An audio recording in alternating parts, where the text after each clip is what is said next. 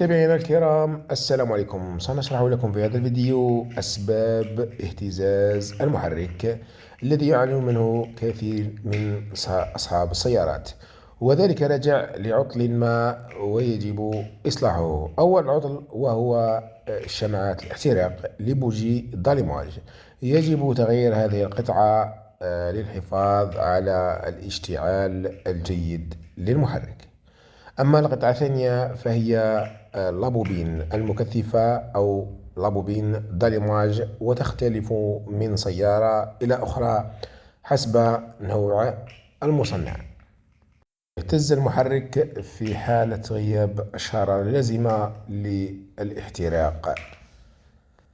أما القطعة الثالثة فهي البخاخات ليزنجكتر، وتختلف من سيارة إلى أخرى حسب نوع المصنع، بحيث يكمل عطل هذه القطعة في دوران المحرك بأسطوانتين أو ثلاثة. القطعة الرابعة فهي حساس الهواء، ويختلف من سيارة إلى أخرى. يجب تنظيف هذا الحساس وتنظيف فلتر الهواء أو تغييره بعد مدة زمنية معينة. الخامسة هي انسداد نظام العادم بما يسمى بالكاتاليزر، ويؤدي انسداده إلى نقص عزم السيارة وارتجاج على مستوى المحرك بسبب صعوبة خروج الغاز العادم. كذلك نظام الأوجيار في السيارات الديزل التي تغذى على المازوت. انسداد هذه القطعة يؤدي إلى نقص عزم المحرك. القطعة السادسة هي البابيو أو المكربن أو الثروتل، ويختلف من سيارة إلى أخرى.